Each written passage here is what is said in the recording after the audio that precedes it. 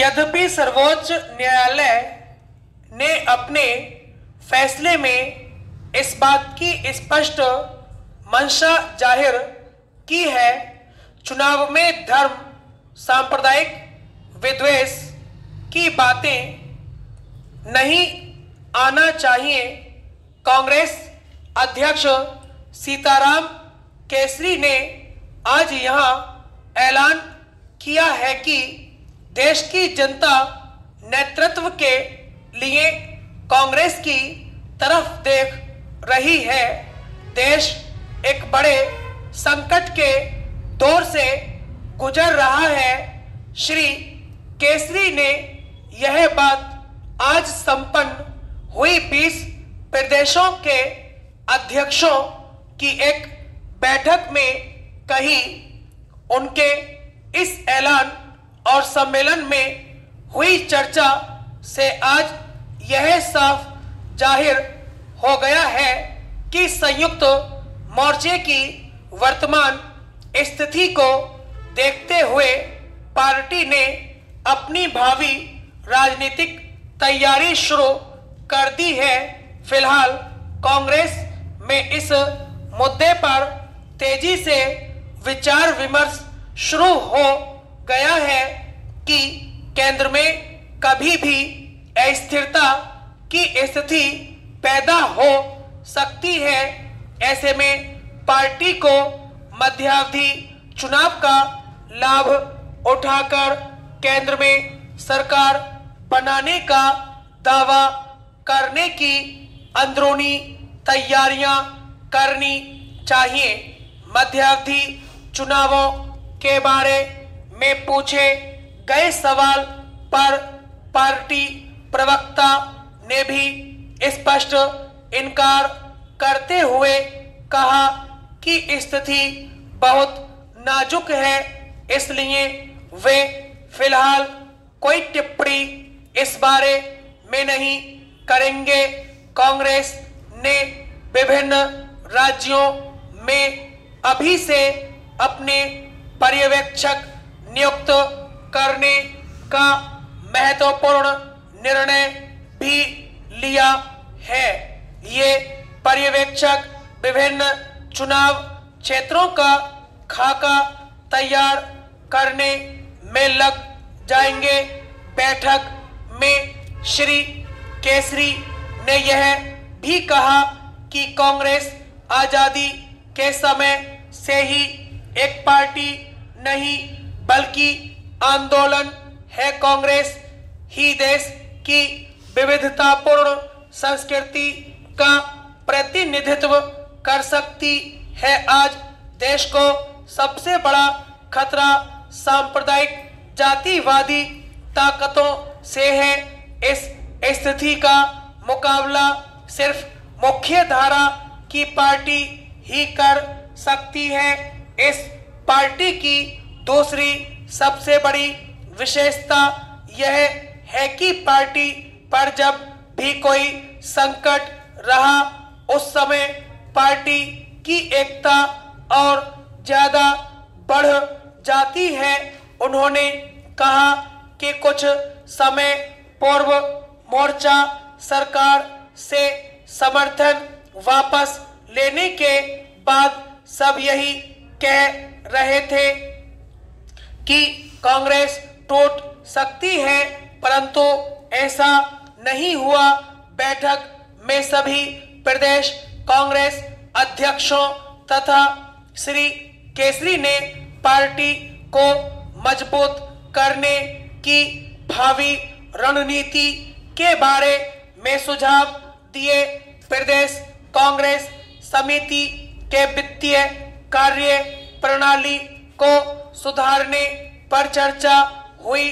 तब भी श्री केसरी ने सुझाव दिए कि प्रत्येक प्रदेश कांग्रेस समिति को जिला कांग्रेस ब्लॉक समितियों के कार्यों की समीक्षा कर उनकी निगरानी करनी चाहिए और कांग्रेस शासित राज्यों में जिला स्तर से प्रदेश कांग्रेस स्तर तक विपक्षी दलों का मुकाबला करने की रणनीति नए सिरे से बनाना चाहिए।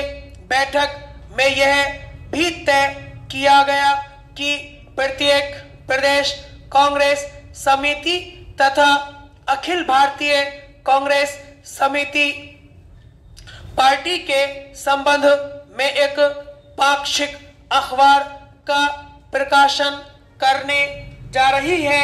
यह उनकी पार्टी के लिए अच्छी बात है। यह महत्वपूर्ण निर्णय भी लिया गया कि कलकत्ता में कांग्रेस का जो अधिवेशन अगस्त में होने जा रहा है, उसके बाद विभिन्न राज्य में सम्मेलन किए जाएंगे। महोदय, सबसे पहले मैं आपका ध्यान देश के विकास के संबंध में खींचना चाहता हूं। हमारे देश के विकास में आज जो बाधा आ रही है, शायद जनसंख्या वृद्धि हो सकती है। आज देश के विकास में बढ़ती हुई जनसंख्या एक अवरोध उत्पन्न कर रही है। अतः जनसंख्या वृद्धि पर हमारा नियंत्रण करना देश की सबसे बड़ी आवश्यकता है। यदि परिवार में महिला शिक्षित होगी तो उन्हें इस बात का महत्व मालूम हो सकता है कि परिवार सीमित रखने से हमें कौन कौन से लाभ हैं और सीमित परिवार रखने से हमारी आर्थिक समस्याओं का समाधान किस प्रकार से हो सकता है। इसलिए हमें शिक्षा पर ज्यादा जोर देना चाहिए।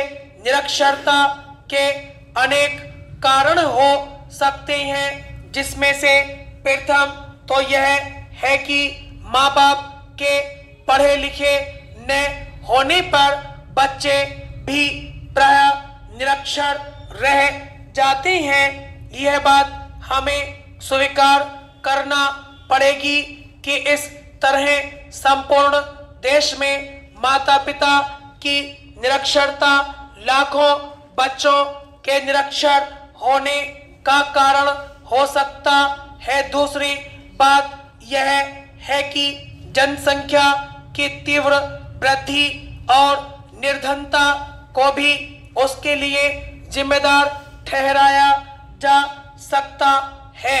रोजगार से सीधे जुड़े होने के कारण उनमें शिक्षा के प्रति उत्साह में कमी दिखाई देती है।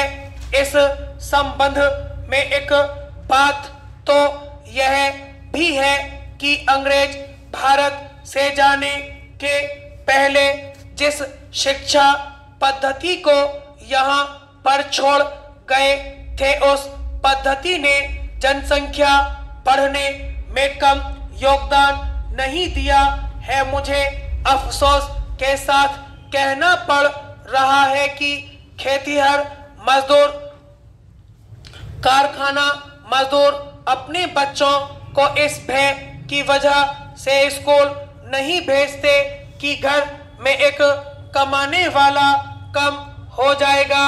फिर ऊपर से स्कूल की वर्दी, किताबों का व्यय और अन्य खर्चे गरीब अभिभावक के अंदर बच्चों को पढ़ाने के रहे सहे उत्साह को बिल्कुल ठंडा कर देते हैं। महोदय, इस प्रकार से खेत में काम करने वाले मजदूर की सोच यह रहती है कि हमको दुगुना घाटा उठाना पड़ेगा। इस कारण वह पढ़ाई छुड़ाकर अपनी तरह काम में जुटा लेता है। यही कारण है कि हमारे यहाँ बाल शिक्षा के मामले में अपेक्षित प्रगति नहीं हो पा रही है। पहली कक्षा में 100 बच्चे दाखिल होते हैं, उनमें से केवल 23 बच्चे मुश्किल से 8वीं कक्षा तक पहुंच पाते है स्टॉप।